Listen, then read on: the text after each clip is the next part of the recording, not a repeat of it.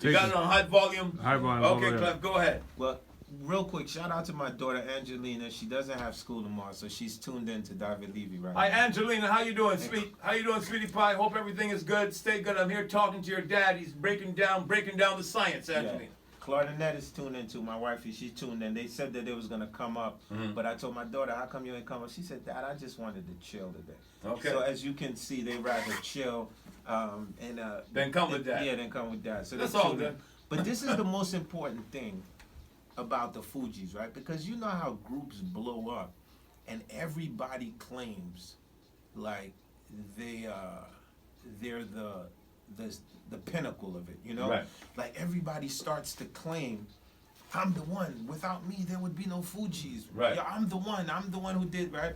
And as the years go by, you know, truth starts to reveal back to simplicity, right? Right.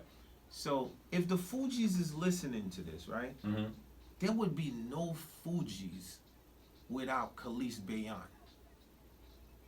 This name, I didn't even say Salam Remy yet, because Salam came later with me. Like me and Salam, you know, that's a conversation. The son of Van Gibbs. Yes. So who is Khalees Bayan? Khalees Bayan was the producer for Kool and the Gang. That was Kool's brother, Ronald Bell.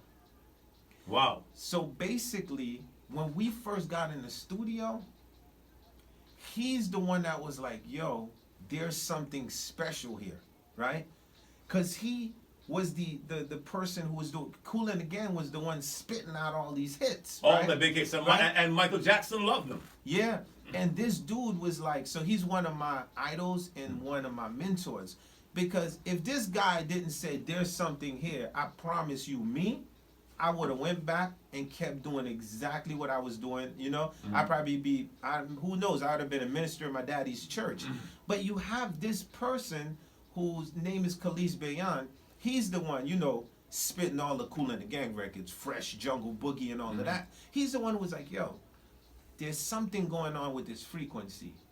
This whole thing, we got to work it out. And when he said that, it wasn't 3 people in the group. It was 4. It was Lauren, who had a soul voice, right?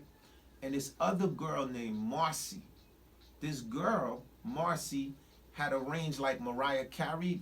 I didn't know Mariah back then. You know what I mean? This is before Mariah came out. So she had that 5 mini Riperton octave thing that she used to do, right? And then there was Prize. And there was me. Then the girl, Marcy, parents said, look, man, this group thing ain't working out. Y'all been doing this thing for this long. You got to go to college, you know? So Marcy ended up doing some Broadway stuff, right? And then the group ended up being the 3. The first Fugee album, we was under a production company. The production company was called La Jam. So the most important thing is when people talk about, because when there's, you know, when it comes to the Fugees, there's stuff that people already know. But there's stuff that I want to tell you on this show that has never been said, which is the most important part.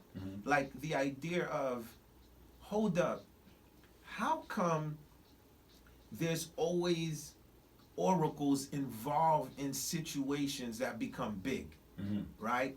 So when Michael Jackson is involved, when Quincy Jones is involved with Michael, it takes another elevation, you know? So people hear the Fugees, but at the time, Kool and the Gang was killing it.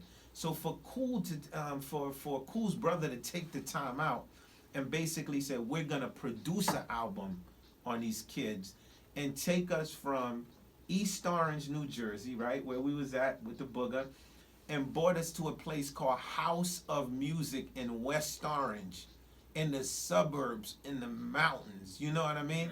Can you imagine, like, so you're going like basically from South Orange Avenue, you know what I'm saying, 1108 South Orange, to basically this place called House of Music where all of the hits was coming from. So for me, it's very important that as we start to move into the future, that history paints certain pictures, you know?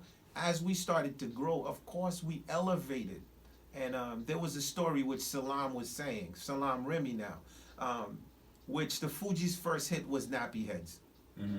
Nappy Heads was Salam Remy. So when we went to see Salam, but Salam was telling a story how when He didn't even meet Lauren and Prize first. Me and Salam was talking about the music and what we was gonna do. Then I brought back Lauren and Prize afterwards. So there's really it's so important that when we talk about the Fugees, we talk about the genesis of what it really is, you know? Of course, something becomes big, right? If LeBron's LeBron, LeBron's always gonna be big. You know, a high school coach might be like, yo, LeBron wouldn't have been LeBron but the talent. So I'm not telling you Clef didn't come out playing all the instruments naturally, or Lauren wasn't doing Lauren, or Prize wasn't doing Prize. But it still takes a coach to say, if y'all want to get to the championship, this is what it's gonna take. You know what I mean? So it's so important that people understand that, because a lot of kids that are listening, sometimes they think the success happens overnight. And the success really don't happen overnight. And I said, till today, it's important that we respect the elders, that we give the elders that respect, right? Because a lot of people is like, yo, what's your love for Thugger? Like, you really love Thugger, right? And I'm like, look, at the end of the day, the kid go ahead and put out a record called Wyclef Jean, smashed the internet. That's just the name of his record. When he sits with me, the respect that he gives me for the work that he know that I did, I give him the same respect back. So a lot of times, longevity is determined by how you understand who the real oracles are, you know? So I'll never go nowhere. No matter what, when I want to check out of the music business, that's when I'll check out. Because an oracle like Quincy Jones, when he tells me that thing in my ear, when you look at my Instagram, you see him hugging me at Montrose, and he tells me that thing and tells me, look, man, you know, Michael Jackson, Prince, you got it, kid.